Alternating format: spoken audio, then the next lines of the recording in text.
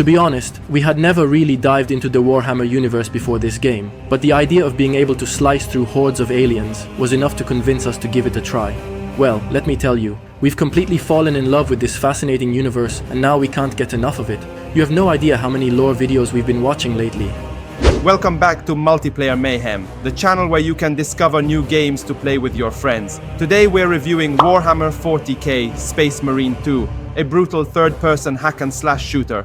We were already hyped from the first trailers, but the game has exceeded our expectations. Let's go, brothers! Humanity is under threat from a mass invasion by the Xenos, an alien race governed by a hive mind. These aliens are attacking multiple planets across the galaxy simultaneously, aiming to annihilate all life. To combat this, the Space Marines, powerful armored super soldiers, are called upon to fight to the death.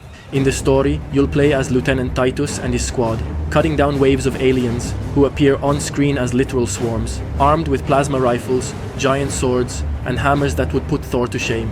And it's incredibly fun. Despite these mighty warriors moving like washing machines when they walk, in combat they transform into killing machines, chaining together brutal finishers from one enemy to the next. There's also an operations mode in which you can choose between 6 available classes, upgrading and customizing your Space Marine as you take on increasingly difficult missions.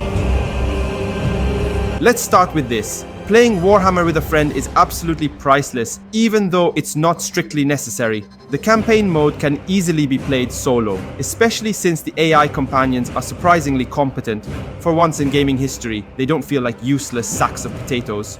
That said, the operations mode is a different story, but we'll get to that. In the campaign, you'll automatically be assigned one of the 3 main characters who only differ in their special abilities. You can't choose your character or class, and everyone has access to the same weapons, making it almost pointless to try and strategize as a team. On top of that, there's no option to share ammo or healing items. A real missed opportunity, in our opinion, is the lack of group finishers specifically designed for co-op play, which could have made multiplayer much more dynamic. Despite all this, fighting off endless alien hordes with a friend by your side is absolutely thrilling. Watching your buddy take on dozens of enemies and pull off brutal kills gives an adrenaline rush that's hard to describe. The missions are well structured, with some moments where the 3 teammates will need to tackle different tasks within the same scenario, working together to reach the objective. This makes each group member an integral part of the story. For the operations mode, things are a bit different. Here, collaboration is almost mandatory, especially given how much harder the missions are. It's crucial to pick the right classes before starting, to fully take advantage of the group's synergy. However, the limited number of items on the map and the fact that they aren't shareable only adds to the competitive scramble for ammo or health, especially when playing with strangers. The game's immersion is also thanks to its jaw-dropping graphics, featuring breathtaking landscapes. The interiors are incredibly detailed, with a level of respect for the Warhammer lore that will delight hardcore fans of the saga. The special effects, from explosions to dismemberments, are spectacular. On top of this, all the environments feel alive, with constant battles between warriors and aliens happening all around you, making it truly feel like you're in the middle of a war. The combat, as mentioned earlier, feels like a macabre dance with brutal finishes that are a visual feast. It's hard to find faults in a game like this, but if we're being picky, it can get repetitive over time. And yes, it is somewhat repetitive, partly because there's not much variety in the enemies you face. Still, it never gets boring. One last note. For us, this is a positive, but some might see it as a flaw. The game feels like something from 2006, but with modern technical polish.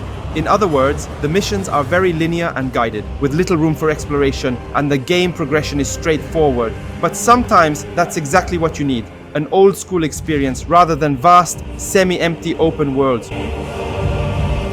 Once again, Warhammer gets it right. The game offers cross-platform and cross-save functionality, and progress made online will carry over to your solo game. At launch, there were many server issues that made playing online difficult.